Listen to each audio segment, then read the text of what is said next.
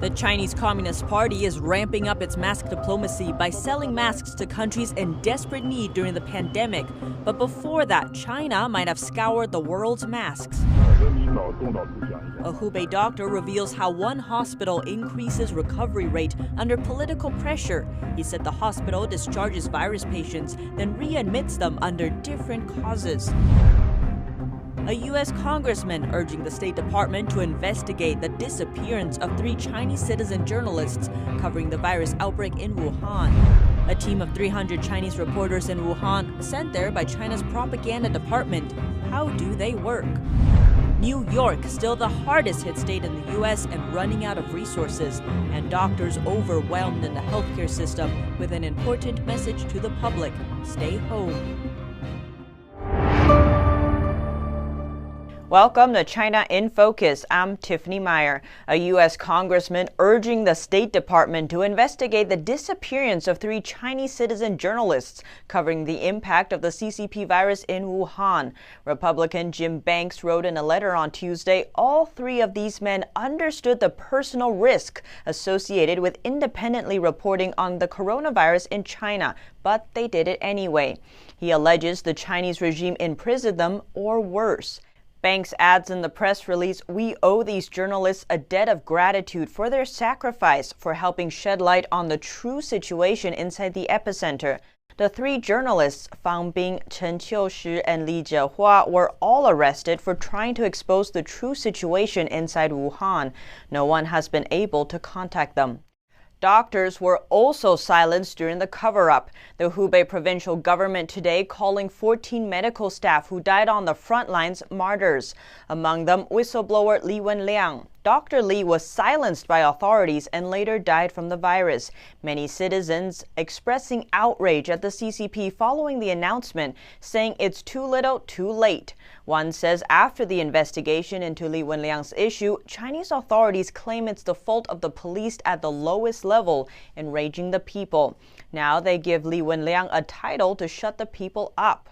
Many are now wondering about the role asymptomatic patients are playing. According to the CDC, 1 in 4 people infected show no symptoms.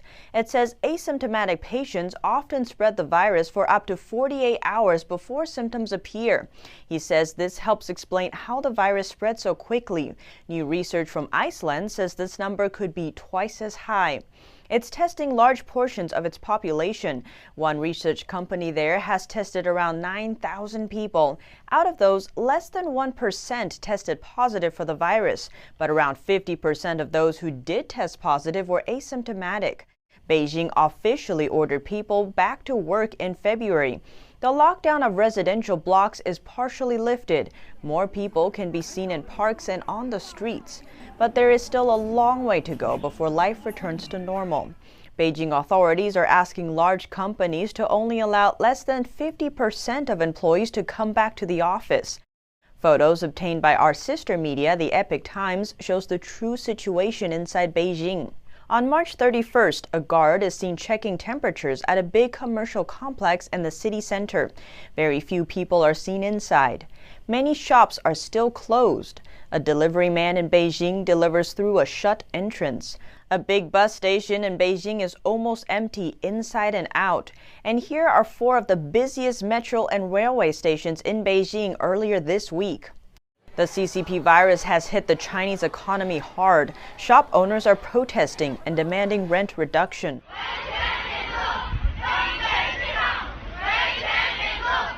On March 31st, hundreds of business owners from a clothing wholesale market in Hunan province gathered at the gate of the city hall asking for rent reduction for half a year. They were driven away by police. According to local media, some shopping malls in Zhuzhou City have already reduced rents for shop owners for up to a month. One owner says it's not near enough, so she canceled her lease. As doctors and nurses around the world battle with the CCP virus, face masks and other medical supplies are in short supply. Meanwhile, the Chinese Communist Party is ramping up its mass diplomacy, claiming itself as a savior to the world. Yet some of the people helping sending these China aids were found to be the same ones who were scoring medical supplies from other countries to send to China 2 months ago.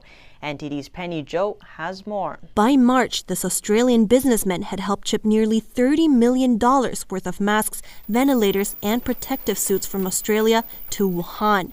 But Kwang Yuanping isn't your normal businessman. According to state media, he's a former Chinese military officer, a Communist Party member, and is in charge of several Sydney organizations building up the CCP's influence overseas. Kwang's is not an isolated case. Another Chinese company in Australia, Greenland Group, reportedly scoured Australia to buy bulk medical supplies and fly them to China. According to the Sydney Morning Herald, the company's entire accounts department were absent for days as they were out purchasing supplies. Its president, Zhang Yuliang, is a former communist official in Shanghai. Since the outbreak, the Communist Party has been mobilizing overseas organizations to buy local supplies and send them to China. 他们在第一时间就响应我们省委省政府以及省委统战部的号召，纷纷表达出愿意这个多方购买物资。我们在日本的基本所有的社团都是很积极的行动起来。我们在当地这个药店啊，网商啊。就是买了很多的。In New York, despite the shortage of masks already emerging locally, a Chinese immigrant organization managed to buy 1 million masks on January 30th and sent them to China. According to a state media report, from January 24th to February 11th, China imported 730 million masks from other countries. According to a Wall Street Journal report, 85% of the world's masks are produced in China. But as the CCP virus spread overseas in early March, several mask producers in China said they were not authorized to export masks. It's effectively nationalized foreign companies like 3M, taking them over. Yeah. Now, as the world scrambles to find medical supplies, the Communist Party is touting itself as the only hero by selling masks to countries that are suffering because of the CCP virus. Reporting by Penny Zhou, NTD News. A doctor who works at a hospital in Hubei, the province in China where the pandemic originated, reportedly reveals that his hospital has been faking the recovery rate and death rate of virus patients. NTD's Juliet Song has the story. A doctor said his hospital discharged critically ill virus patients. The patients were then readmitted to the hospital on the same day for different health reasons. This means they were not included in the hospital's official count of virus cases. The doctor was interviewed by a correspondent inside China for Minghui.org. Minghui is a U.S.-based website that features reporting on human rights persecution in China. The website receives scores of first-hand reports from across China. The author refers to the doctor using a pseudonym to protect his safety. Dr. Zhang works at an intensive care unit at a hospital designated for CCP virus patients in Hubei. He said his hospital came under political pressure to increase recovery rates and reduce death rates. The hospital discharged 5 CCP virus patients who were critically ill, including 2 on ventilators. The hospital readmitted the patients on the same day under different causes like Alzheimer's. Zheng said over 20 virus patients tested positive again after they were discharged. These patients weren't included as new infections when they were hospitalized. In late January, Zheng said he helped rescue patients who were failing to breathe. He witnessed 3 people thought to have the virus later die. It is unclear if the patients were tested, but they weren't included in the virus death toll. There have been previous reports of Chinese authorities limiting the number of test kits. Zheng told the website the hospital declared it was clear of virus patients on March 19th, so it could admit patients with other ailments, even though they still had 7 virus patients at the time. According to Zheng, 5 of them were later moved out of intensive care. 1 died and another was on the brink of death as of April 1st. Reporting by Juliet Song, NTD News, New York. There's been debate over the name for the virus causing the global pandemic. Many early news reports called it the Wuhan or China virus, but the name CCP virus was recently labeled as the most appropriate.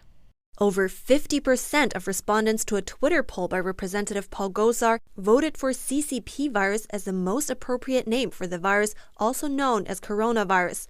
Other options included Wuhan virus, China virus, and SARS-CoV-19 Red Death.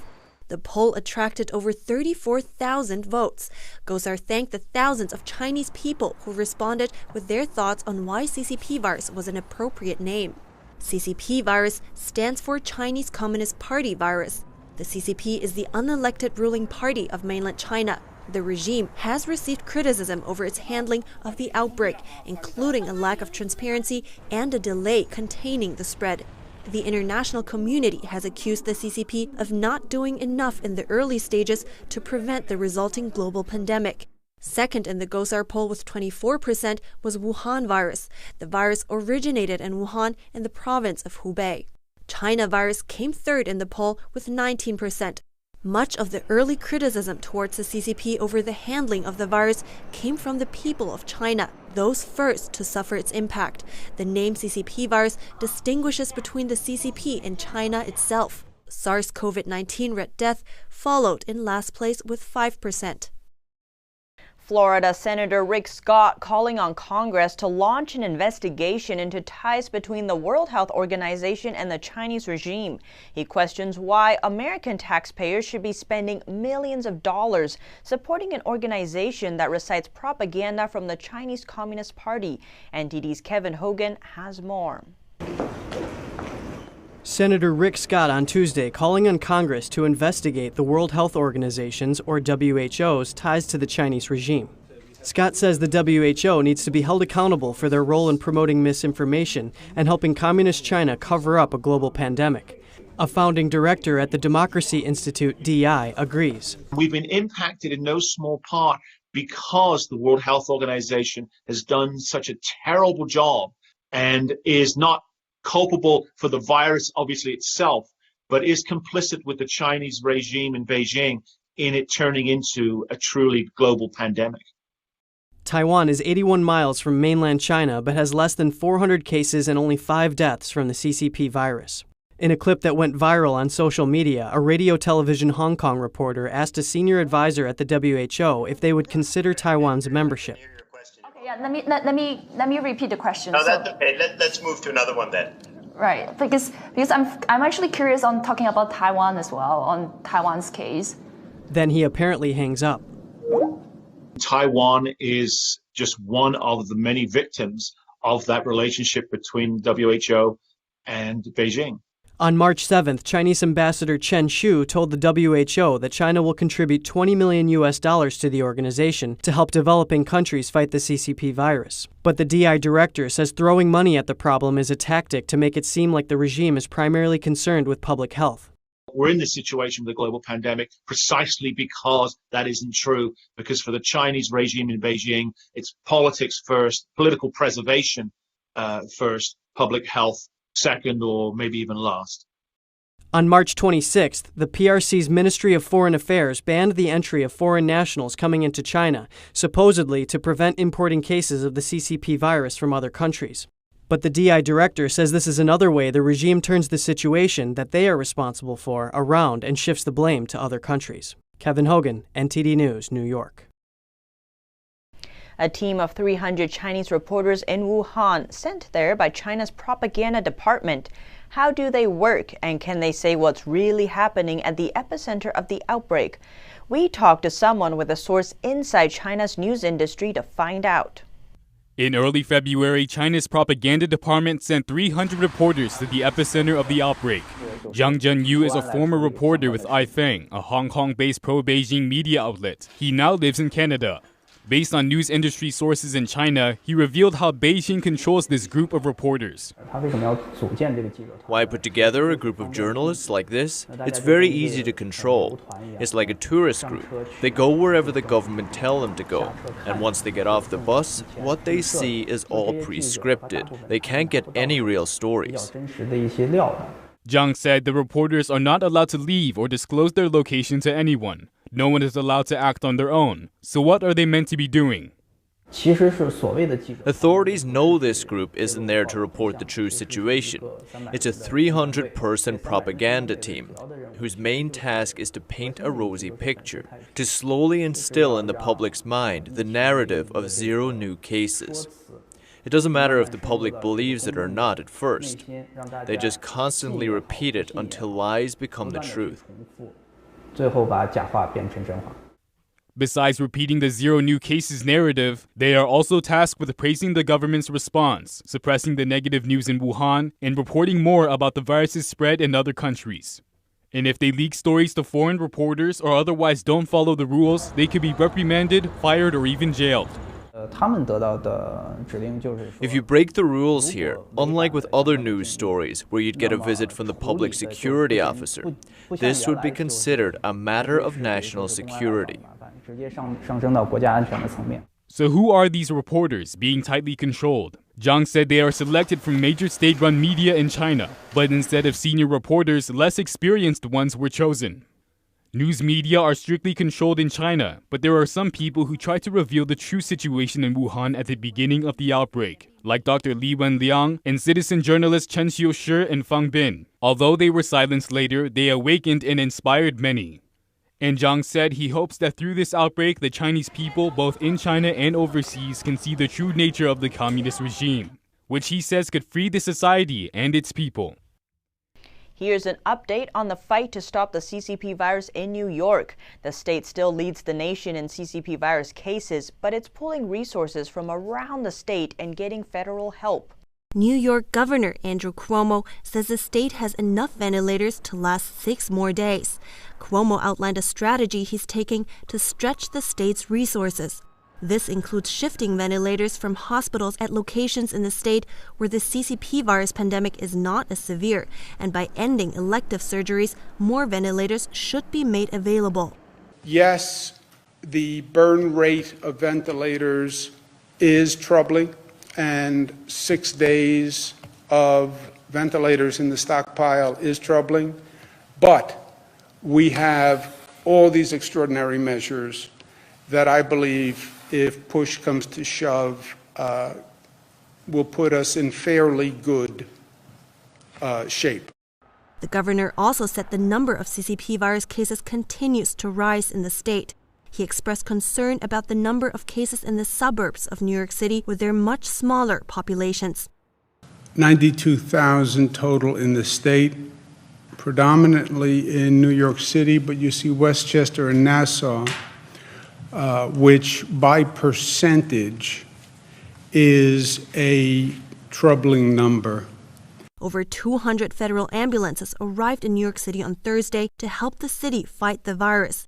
The caravan was presented by New York City Mayor Bill de Blasio at a park on the eastern edge of the city. A surprising number of younger people have been affected by the virus in the city.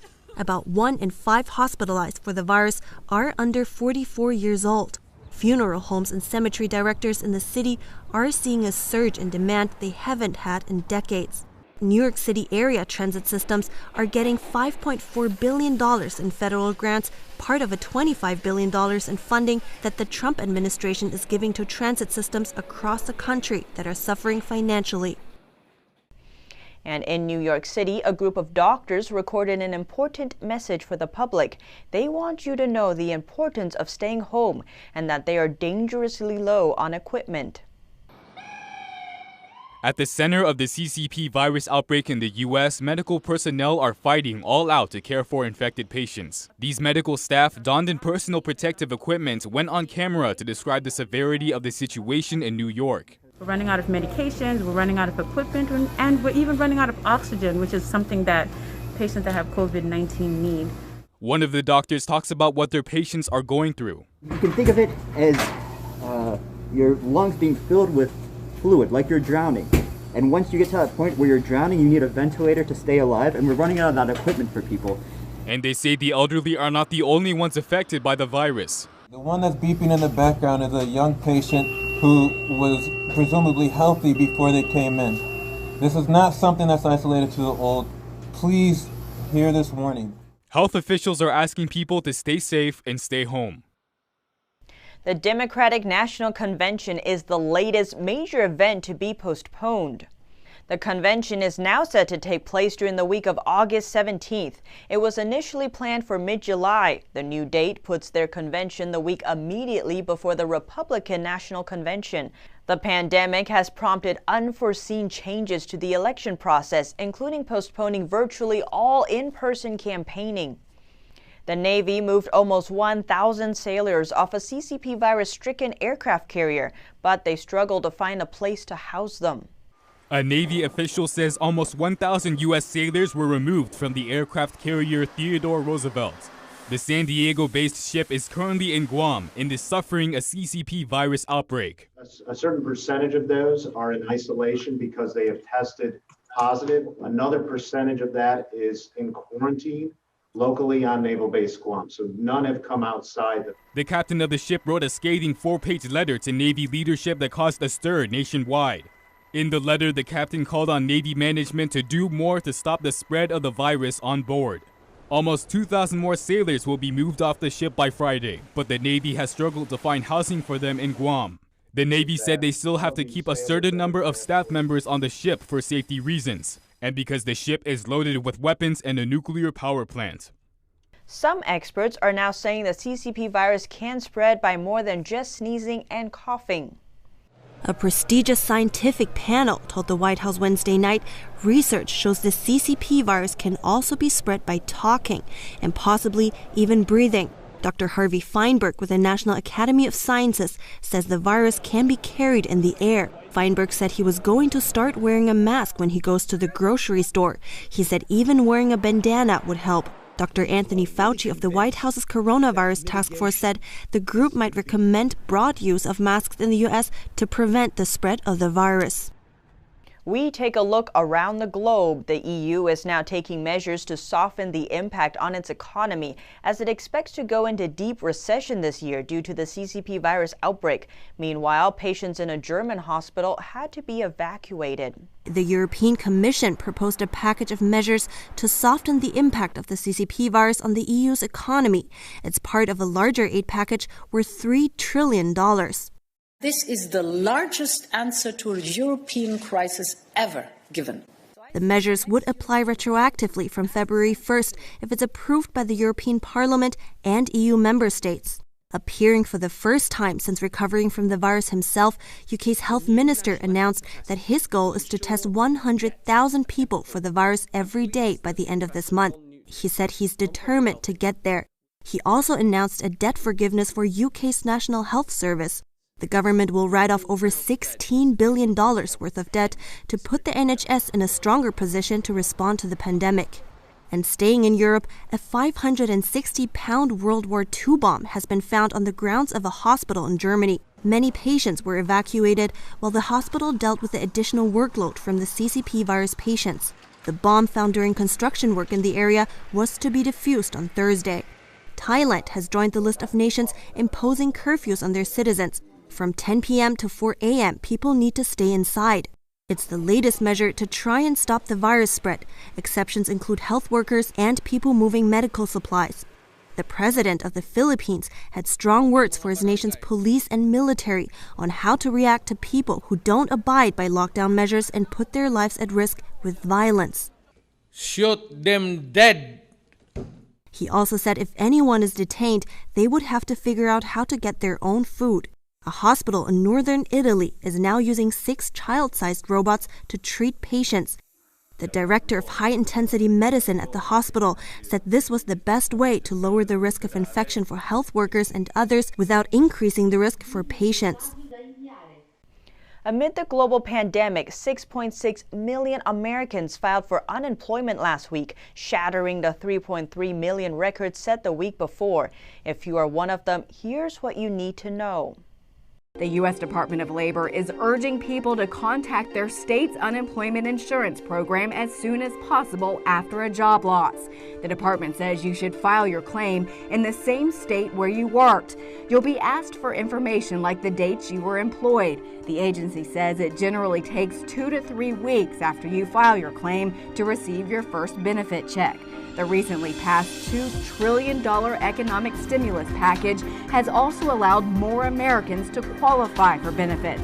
The National Employment Law Project, a nonprofit organization, says the CARES Act temporarily supplements the amount and duration of unemployment insurance benefits. It also provides emergency assistance to workers who are typically left out.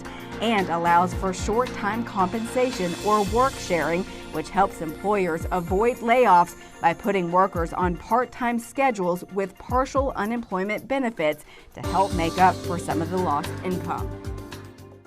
And the pressure is building on the airline industry too. Boeing and British Airways announcing big cuts to staff today. The outlook for the airline industry looks grim. Boeing and British Airways both announcing big staff cuts today. Boeing is asking workers to volunteer their resignation in exchange for a pay and benefits package. The U.S. airline manufacturer has 150,000 employees worldwide, nearly half of them in Seattle. British Airways, the UK's largest international carrier, has already agreed to a 50% pay cut for its pilots.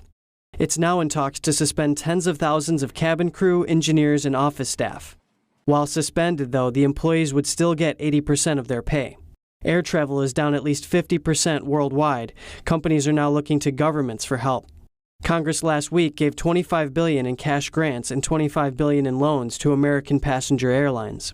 $17 billion goes to companies critical for national security. Boeing is reported to see a large portion of that payout. Airlines around the world face the same situation.